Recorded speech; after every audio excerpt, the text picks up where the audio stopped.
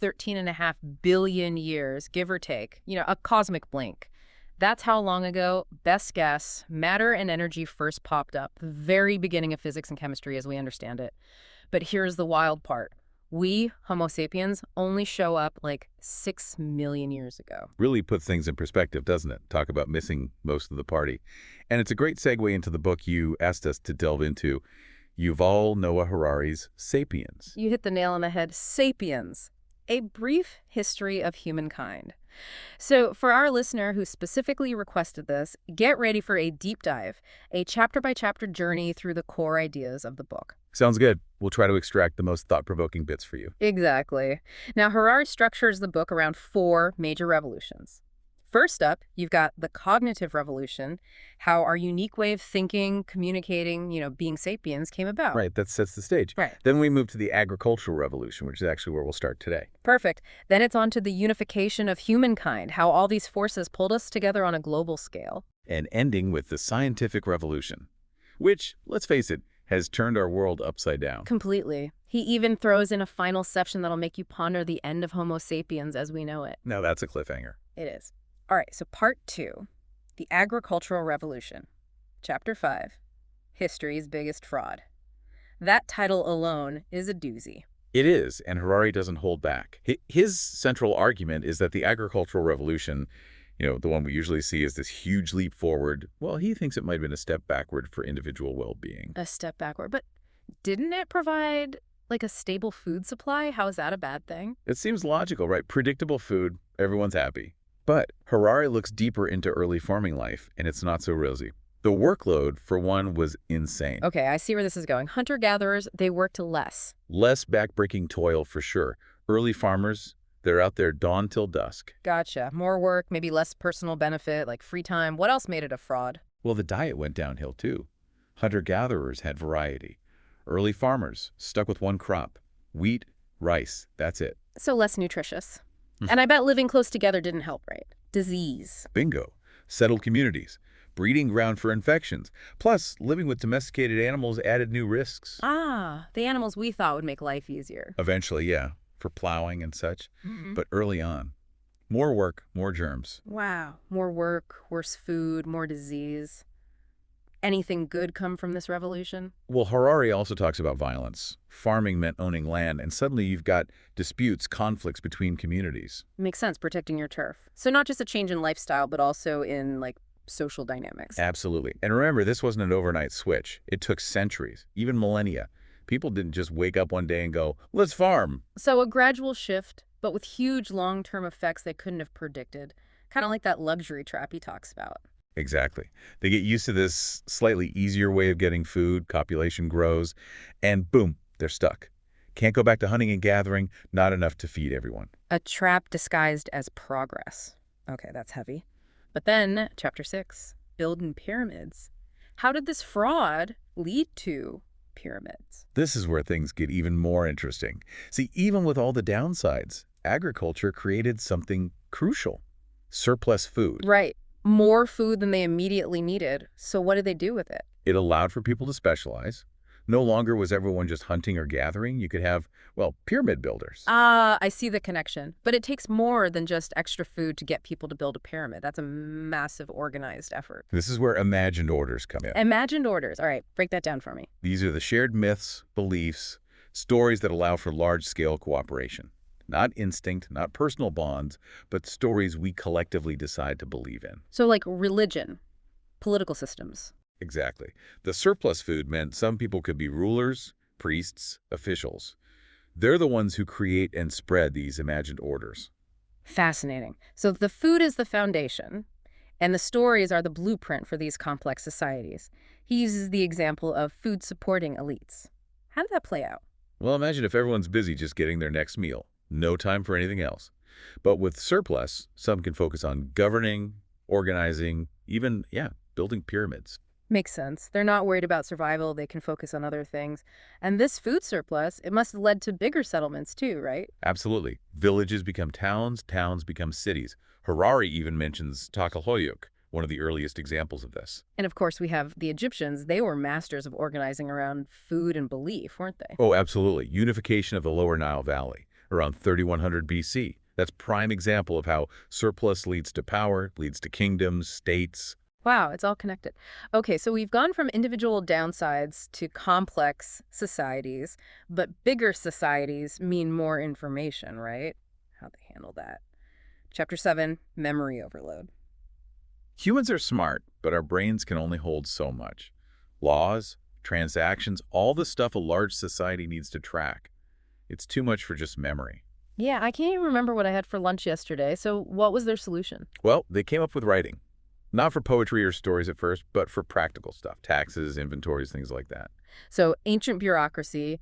Any particular examples? Sumerian cuneiform, that's one of the earliest. Yeah. Accountants and administrators, they were the first scribes. Fascinating. He talks about partial script versus full script, right? What's the difference? Early writing, like cuneiform, it was limited, could convey specific info, but not the full complexity of language. Full script is what we have now. It can capture everything. Gotcha. So we went from bookkeeping to Shakespeare, and he mentions other systems like the Inca Kupu.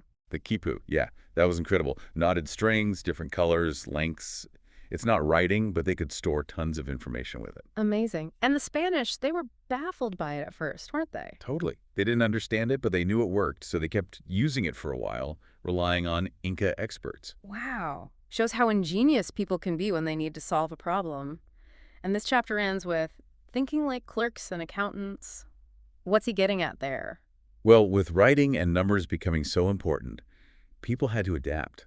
They had to become more precise, organized, logical in their thinking. So our brains got rewired for a more bureaucratic world. In a way, yes. It was a necessary shift to thrive in these complex, information-heavy societies, from navigating a forest to navigating a ledger. Amazing how our brains are so adaptable.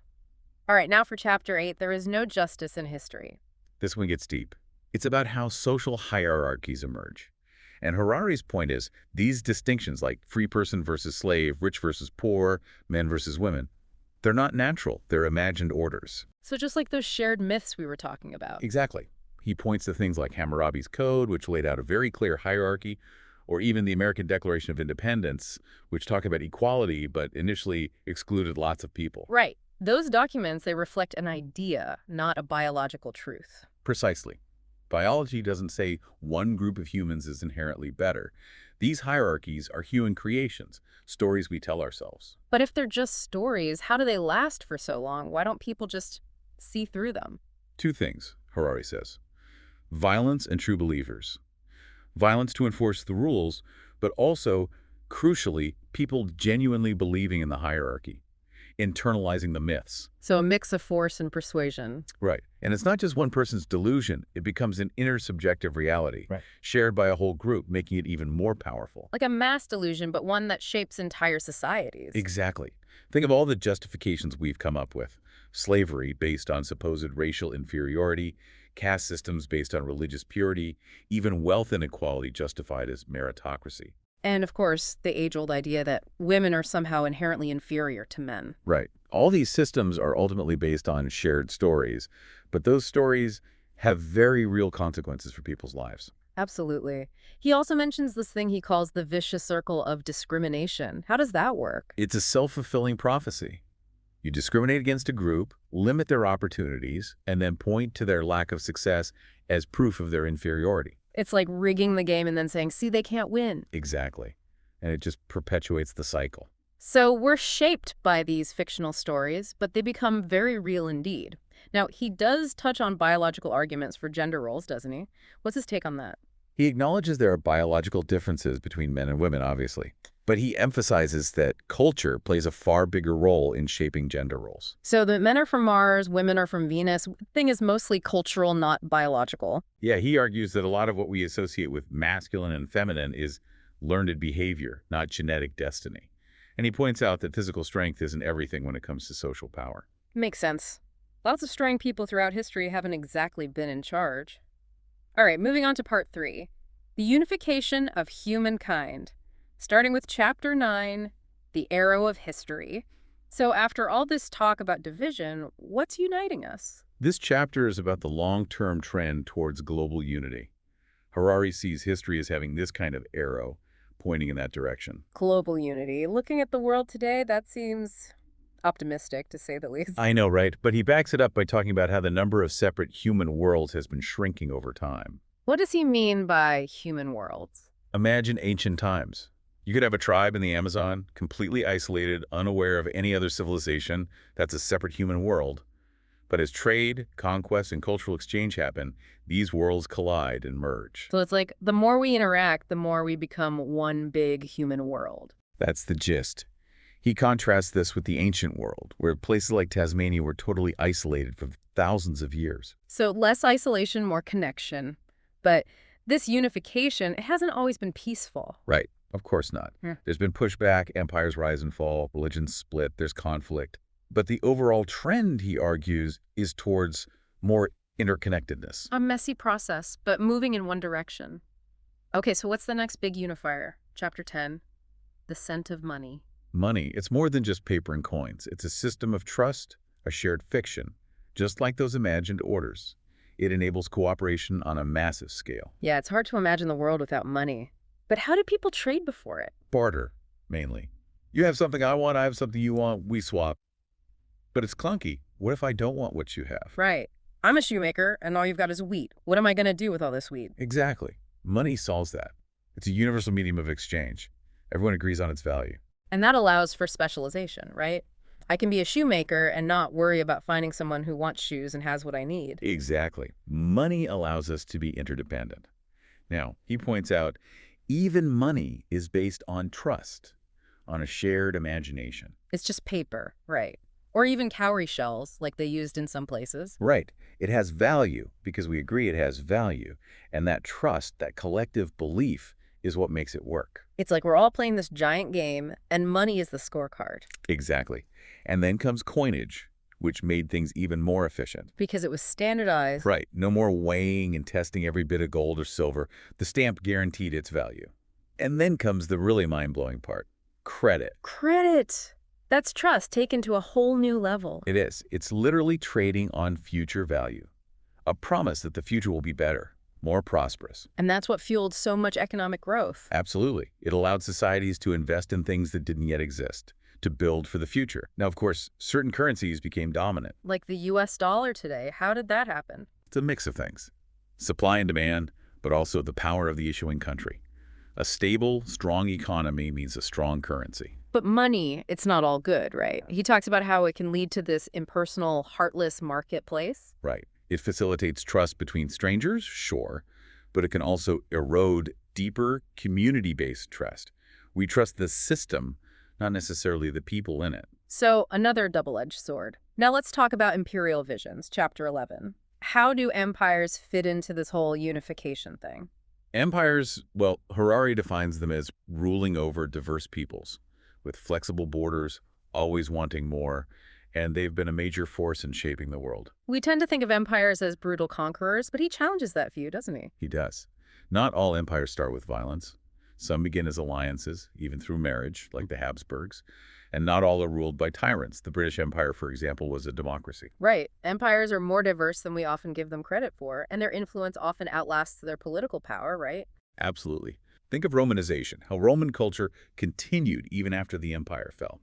Same with Arabization, the spread of Islam, or the Chinese influence across Asia. Fascinating how these cultural legacies persist. He gives examples from all over history, doesn't he? He does. From the early Akkadians and Persians, with their ideas of universal rule, to the Romans, masters of integration, to the Arabs, and their vast cultural sphere. And of course, the Chinese Empire. Talk about longevity. Yeah, the Chinese show how a unified culture and political system can endure for centuries, millennia even. It wasn't always just one-way traffic, was it? Conquerors imposed their will, but there was also exchange, mixing, right? For sure. Conquered people adopted aspects of the imperial culture, but they also influenced it in turn. It's a two-way street. So empires, for all their flaws, they did contribute to connecting the world. They did. They spread ideas, technology, sometimes brutally, yes, but that interconnectedness grew. Now, of course, the legacy of empires is debated today. And he even talks about the possibility of a modern global empire. What does he mean by that? It's not about one nation ruling the world. It's more about global markets, multinational corporations, international organizations. These forces can erode the power of individual nation states. So A different kind of empire, less about territory and more about influence. Exactly. A fascinating and potentially worrying development. Now let's talk religion. Chapter 12. The law of religion. Another powerful unifier, wouldn't you say? Religion has certainly moved mountains, literally and figuratively. How does Harari frame its role in history? He starts with the contrast between animism, with its local spirits tied to specific places, and polytheism, where gods have wider domains. So animism is more localized, polytheism more widespread. Right, but even polytheism has limits for unifying everyone. Each god has its own area of influence, its own followers. Can lead to conflict, even between gods. Makes sense, like the god of the sea doesn't care much about what's happening in the mountains. Exactly. Then comes monotheism, the belief. One god, one set of rules for everyone. And that makes it potentially unifying on a global scale. Your god is the same as my god, no matter where we are. But monotheism, it can also be quite forceful, can it? Missionary work, conversions, even holy wars. It comes with the territory, unfortunately. If you have the one true God, you want everyone to know it. And sometimes that leads to less than peaceful methods. A powerful belief can be a dangerous thing, especially when it claims a monopoly on truth. He also mentions that even monotheistic religions absorb elements of earlier beliefs, like saints in Christianity. It's true, to convert people used to polytheism, it's often easier to incorporate familiar elements, reinterpret them within the new framework. It makes it less of a shock to the system. And then there's the problem of evil, isn't there? If God is all-powerful and good, why is there so much suffering? A classic theological dilemma. Dualism offers one solution. The idea that there's a separate force of evil opposing God. Like the devil, makes it easier to explain the bad stuff. And finally, he talks about humanism as a modern kind of religion, right? He does. Humanism puts humanity at the center instead of a god. There's liberal humanism, focused on individual freedom, socialist humanism, prioritizing the collective, and evolutionary humanism, focused on progress, but sometimes with dangerous consequences. Yeah, he uses the Nazis as an example of how evolutionary humanism can go terribly wrong. It's a reminder that any ideology, even one that seems positive, can be twisted and used to justify horrific things. Now let's get to chapter 13, the secret of success. What's the big reveal? Why have we, Homo sapiens, been so successful? Out of all the animals, why are we the ones building pyramids and writing books? It comes back to those imagined orders. Harari argues that our unique ability to cooperate in huge numbers based on shared fictions is the key. It's what sets us apart. So we're not stronger or faster than other animals, but we can believe in things together, and that's our superpower. Exactly. We can imagine gods, nations, corporations, human rights. These are all stories, but they allow millions of us to act in concert. Incredible. But history, it's not a straight line, is it? He emphasizes how unpredictable it all is. Right. We can't assume things were destined to happen this way. There's chance involved. He talks about all these failed predictions of revolutions to make that point. So we shouldn't be too arrogant, thinking we've got it all figured out. And another point he makes is that history's choices aren't always for the benefit of individual humans. Yeah, just because something is successful in evolutionary terms, meaning it spreads widely, doesn't mean it makes people happy. Think of all the oppressive systems that have existed. Right. Progress isn't always so progressive for everyone. He uses this term blind Cleo, the muse of history. Basically, history doesn't care about human happiness. It just is what it is. So we're not on some predetermined path to utopia. That's a humbling thought. Okay, part 4, the scientific revolution, and chapter 14, the discovery of ignorance. How did that start a revolution? It's counterintuitive, right? But the scientific revolution began when people admitted they didn't know everything. Before that, the assumption was all the important knowledge was already known. Like it's all in the Bible or the works of Aristotle. Exactly. But the scientific mindset is all about acknowledging what we don't know and then trying to figure it out through observation and experiment. So it's not about blind faith, it's about questioning everything. And he uses that great analogy of the sleeping peasant, right? Yeah. Imagine a peasant falls asleep in the year 1000, wakes up in 1500. The world is pretty much the same. But if it's asleep from 1500 to 2000, they wake up to, well, spaceships. That's a great way to visualize the speed of change. The scientific mindset unleashed something totally new. And we still haven't figured everything out, have we? Not by a long shot.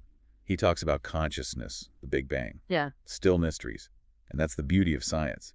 It's always evolving, questioning itself. It's not about dogma, it's about a constant search for better understanding. And he emphasizes math as a key tool, right? Newton and all that. Newton showed that the universe can be described in the language of math. It's not just random chaos. There's an underlying order we can understand. Amazing. And then there's statistics, which is all about patterns and probability. Right. It's a way of analyzing huge amounts of data, seeing things that wouldn't be obvious otherwise. It's not about finding absolute truth in some old book. It's about drawing conclusions from evidence. And he talks about how science is connected to power. It's not just about curiosity, right? Absolutely not. Science needs funding, and that usually comes from institutions, universities, governments, corporations. They see science as a way to gain knowledge, which can then be used for all sorts of things, including, well, gaining more power. So it's a bit of a feedback loop. Knowledge is power, and power allows for more knowledge. Now for Chapter 15, the marriage of science and empire. Sounds like a complicated relationship. It is. Harari argues that science and empire became deeply intertwined, each fueling the other. How so? It seems like science is about understanding, empire is about, well, conquering. Right, but think of it this way. Before the scientific revolution, problems like disease, poverty, war, they were seen as almost inevitable. Like, that's just life. What can you do? Exactly. But science brought a new mindset. These problems aren't unsolvable. We just need to research them, find solutions. And that optimism went hand in hand with the imperial drive to conquer. Like, we can use science to solve these problems and then go conquer new lands and face new problems. Pretty much. He gives examples like scurvy, which plagued sailors. Right. Long voyages were impossible until they figured out how to prevent it. And that allowed European powers to project their power globally, maintain those far-flung empires. Makes sense. And he mentions scientists on expeditions, right? Like Captain Cook and Joseph Banks. Those voyages weren't just about planting flags. They were scientific missions, too. Gathering data, documenting new species, learning about the people they encountered. So science was a tool of empire, used to understand and then exploit these new territories. And he talks about those empty spaces on European maps. Yeah, that's such a powerful image. It's the admission of ignorance, but also the ambition to fill that void. It's what drove them to explore and conquer. They knew they didn't know everything, and they wanted to know it all. And he contrasts European exploration with, for example, the Chinese voyages of Zheng He.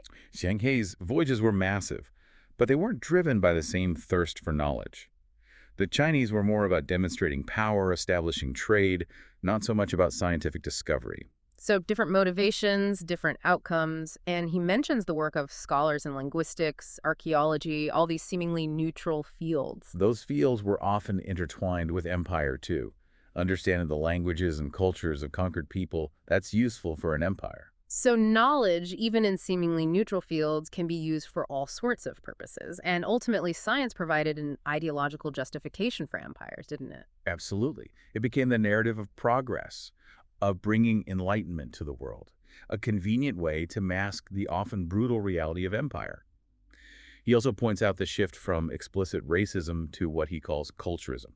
So instead of saying one race is superior, it's now about cultural differences being insurmountable. Right.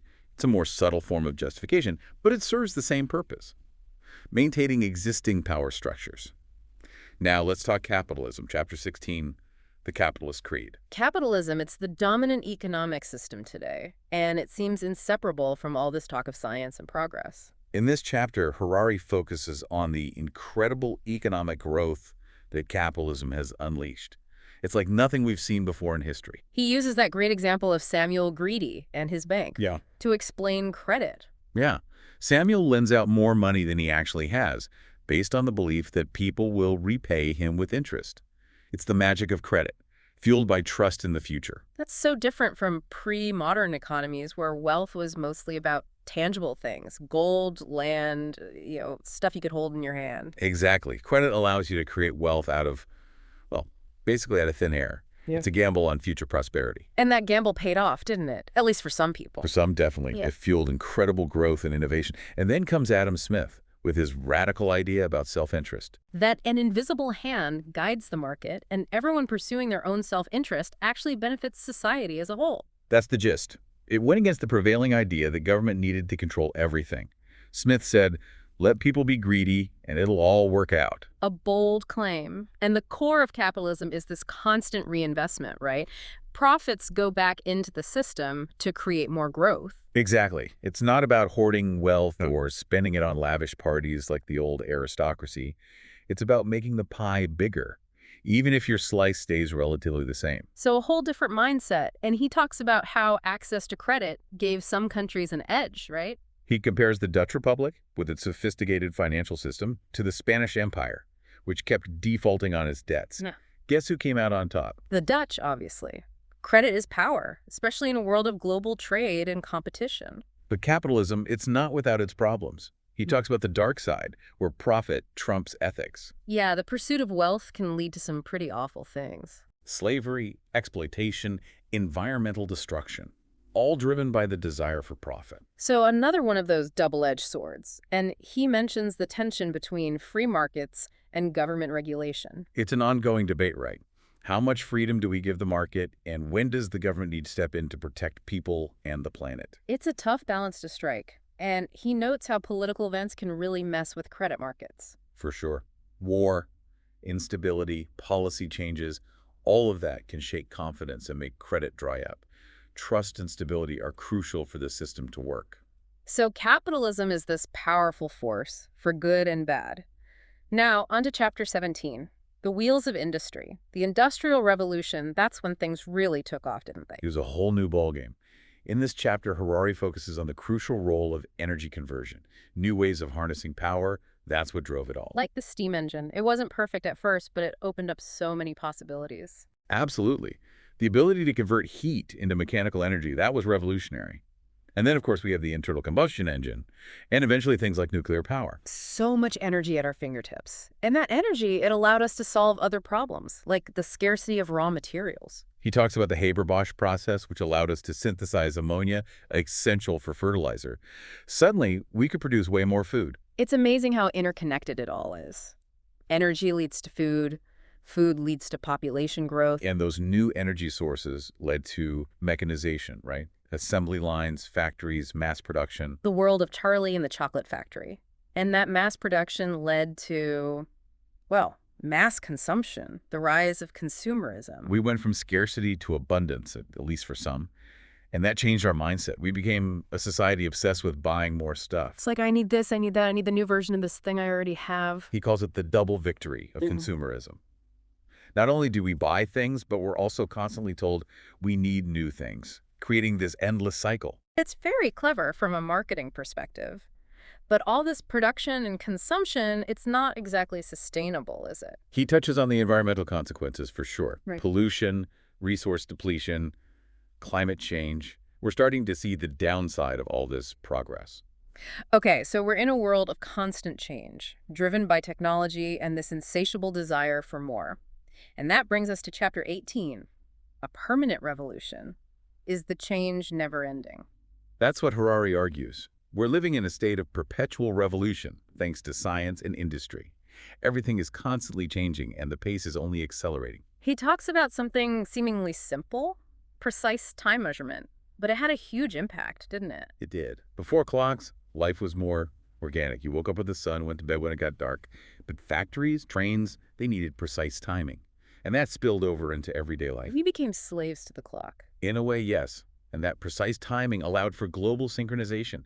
We could coordinate activities across vast distances, which was never possible before. And this new world, it weakened traditional structures like the family and community. Those close-knit bonds became less important as people moved to cities, worked in factories. The state and the market became the new providers. They provided jobs, education, social security, but they also took on roles that were traditionally filled by family and community. Right. It's a trade-off.